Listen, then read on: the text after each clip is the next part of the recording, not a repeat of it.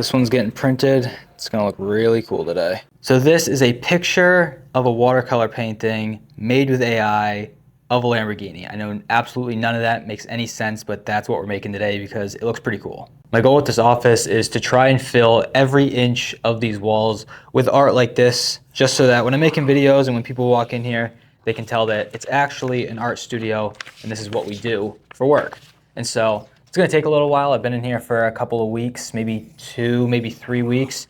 And so far we've got a decent bit on the wall. This one is starting to kind of fill up slowly along this top line, but I wanna fill everything in here so that you almost can't see the actual walls. It's just art everywhere. I have a ton of leftover stuff, and so that's kind of what I plan to use. That's what I've been making videos and kind of what we're doing today with something like this. So this is the photo if you didn't really see it already. Looks pretty cool. I like it. I made it with AI, or I guess I didn't make it. AI made it, as everyone would say. Either way, this is going to go on the wall because I think it looks pretty cool. Also, I'm working on a few different hanging options for this size print and all the smaller ones. There's a couple of different options I have on the table, and so I'm going to walk you through them at the end and just show you what we're going to do. I'm testing a bunch of different samples. So I got one that was 3D printed, one that is cut out of plastic. We're going to try a new color for the 3D printed one, and then there's some aluminum ones that I'm looking into cutting myself. Let's see if we can dig these panels out of here.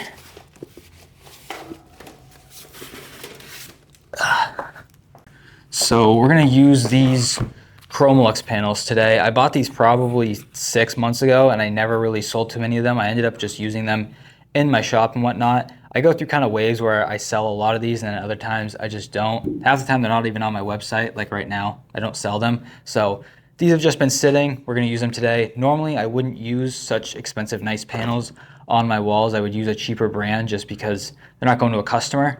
But they're just sitting around and I don't plan to sell them for quite a while and there's no other use for them, so we're gonna use them. So the nice part is what you get to see today is actual top quality, and the frames we use on the back will also be top quality.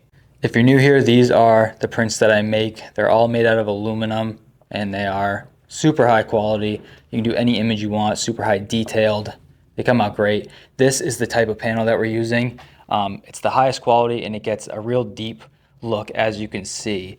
I mean, it's just 2D image, but it looks really deep in terms of the image. These do too, but if you're really looking at the fine details of them in person, this one is the best one. It is a lot more expensive though, material-wise. Quality is my big focus this year, so not sparing any expense on the quality is fine with me. If you have to sell them for a little more, that's fine, but not going with a cheaper product is what I really want to stay away from that. Just stay away from the cheaper stuff. If you're gonna do this for a long time, you might as well just put out the best quality you can. The thing about the cheaper blanks is I have like a ton of them because what's tempting is when you first get into this especially is I started off with the expensive ones and then I found cheaper options that seemed comparable, and when you get into it, you're like, well, we're gonna make a higher profit margin if we just use the cheaper stuff. And the thing is that the customer won't really notice. Like, they don't really care which ones you use and they don't care what your material costs are at all. They just care about their end, which is totally normal, but you'll know. And that's the big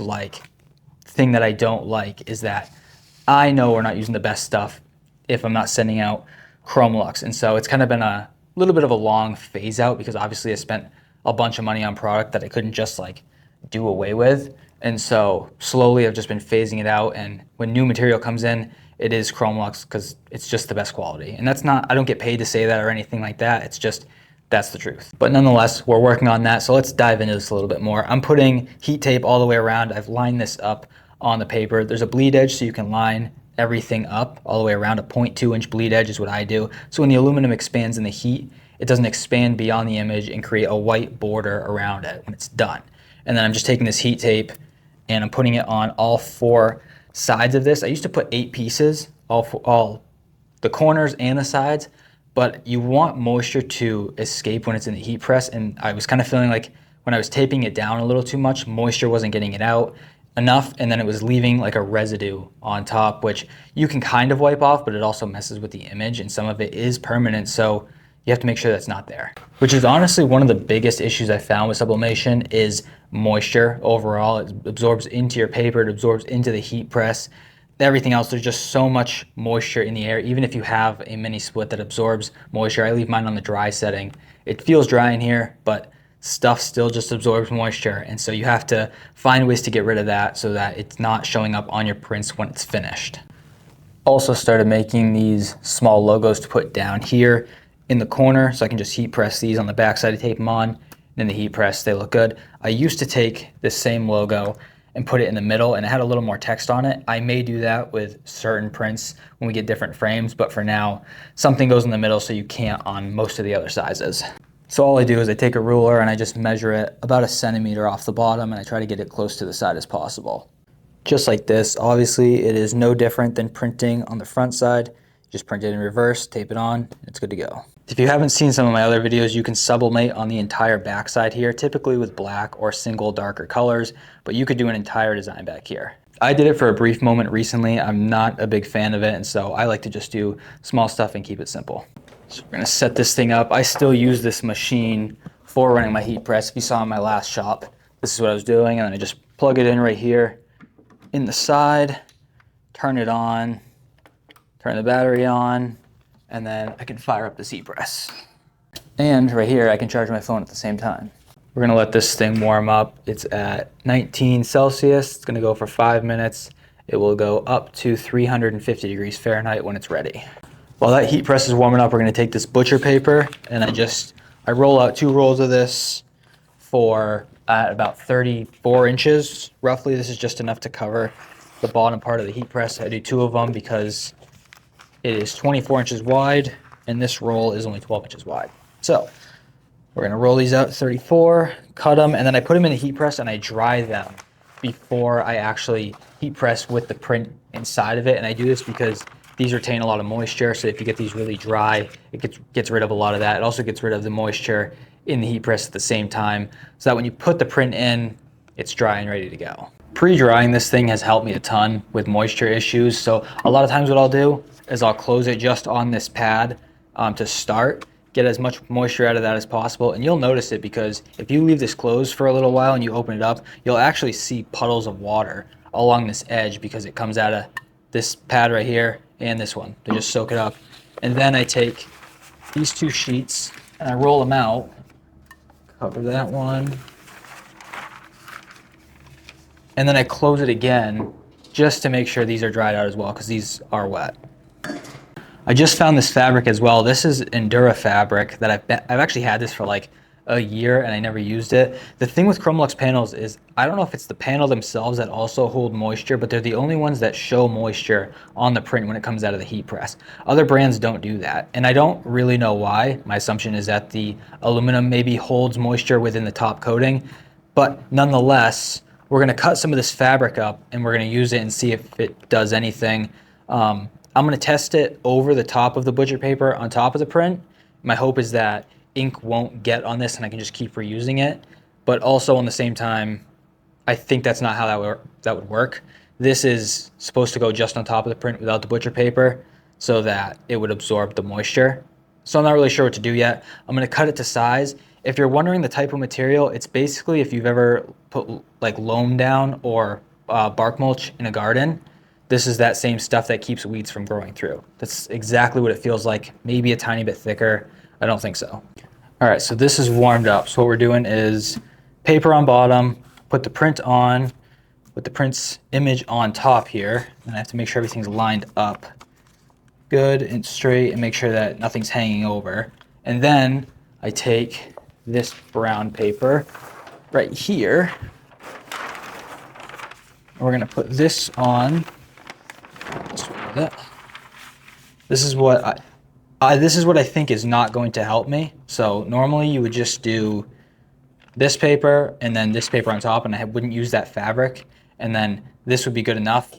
And I'd put this on, but we're gonna do that brown paper, and then we're gonna lay this new fabric on, and then we're going to put, this is a cover for the heat press. So normally it's wrapped around the top, but I just have it here. So basically 3 layers on top.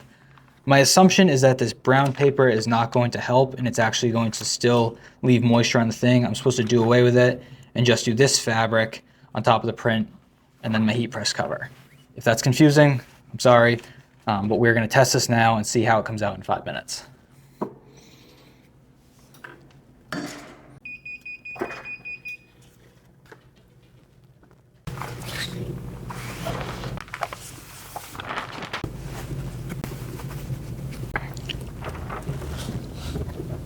I came in here on Monday and there was a giant puddle of water in that corner there because the condensation line broke from my AC. So I had to move the office all around, and then some contractors came and fixed it.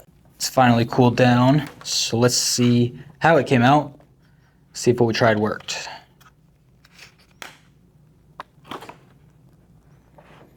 All right, that somewhat worked, not fully. I'm not totally impressed with that, so we're gonna have to try tomorrow something different. I'll show you what it looks like at the end though. I'll just wipe it off and it'll basically look the same. This isn't going to a customer, so it doesn't matter. We're gonna build the frames for it, get that mounted on the back here, and then I'll show you the finished product when it's done. Got a bunch of these extra frame pieces as well because I don't use these anymore, so this works great for making prints in the office. They're all kind of beat up and they got stuff all over them. Like this one's got pine sap on it, because I ripped them off of old prints when I left my last office. I couldn't take the whole pictures, so I pulled the frames off so I could reuse them here, and then I tossed the actual picture part. But I'm just gonna take these corner pieces and I put them in here. One thing I didn't like about these frames is that the edges along here are not cut perfectly straight, and so they don't line up in the corners all that great. Some do, some are cut well, others are not. It's kind of hit or miss, and I didn't like that.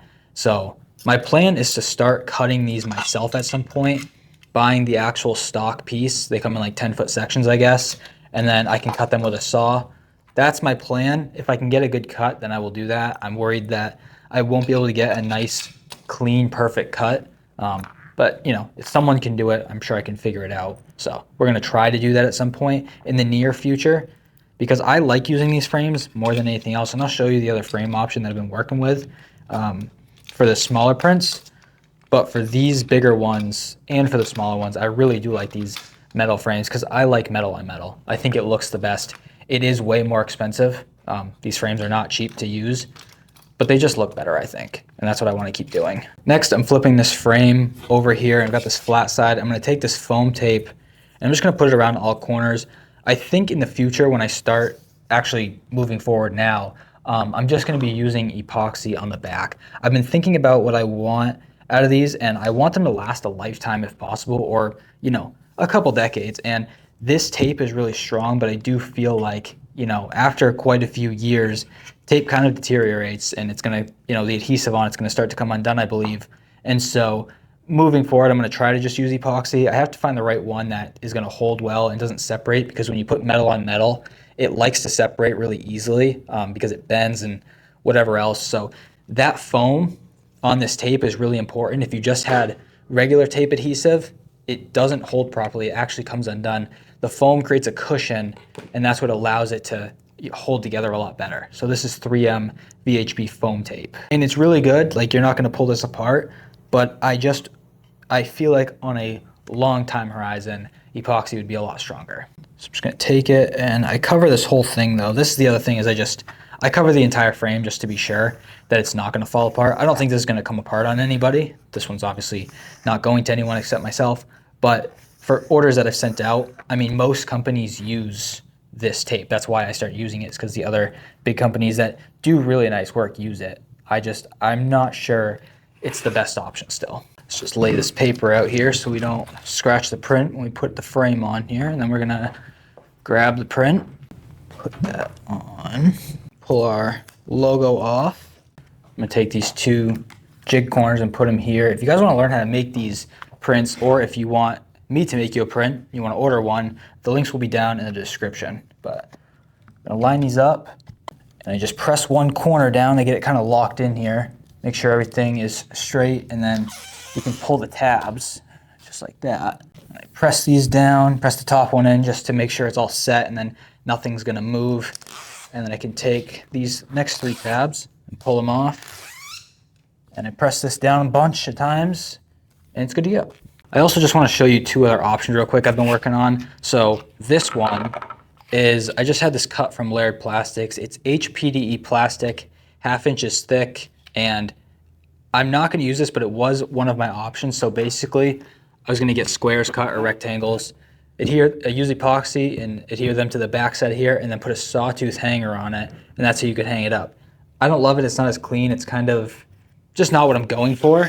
And so these next ones I had 3D printed, and you can see the hanger holes on them. And then I'll just use epoxy and stick it to here. Now, the only issue with this is the largest size that I can get.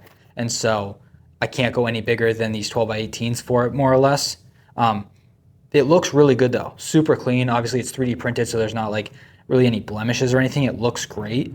I want to switch this to white though as well. I don't really like the black on silver. I think white kind of blends in more. I could probably do gray as well. But either way, I think I'm going to go with this for a little while until I start making more of these metal frames myself, because it's going to be a little while until I can do this, and I'm just selling these sizes at the moment, and this does look pretty nice. For these frames, this is what I want to cut myself.